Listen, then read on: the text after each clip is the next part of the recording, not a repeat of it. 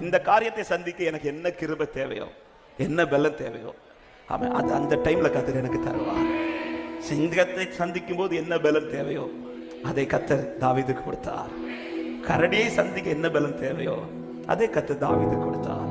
கோலியாத்தை சந்திக்க என்ன பலம் தேவையோ கத்தர் அதை தாவீதுக்கு கொடுத்தார்.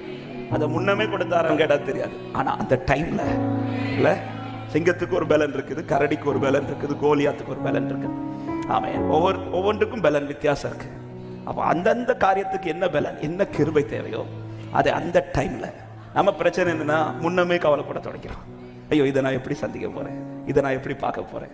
ஒரு தேவ பிள்ளை, கிருபைக்குள்ள இருக்கிற தேவ பிள்ளை, ஆமென், நான் கிருபைக்குள்ளதான் நிற்கிறேன் என்கிற உணர்வு இருக்குமானா எதை குறித்து கலங்காதீங்க. ஆமென். ஹல்லேலூயா.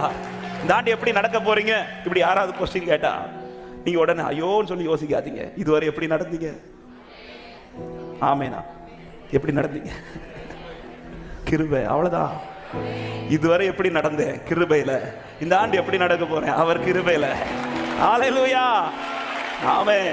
நாம பல நேரத்துல நாம நிக்கிறது போல ஃபீல் பண்ணிட்டு இருக்கிறோம். இல்ல, நான் நிற்பதும் நிர்மூலமாக நிற்பது கிருபை.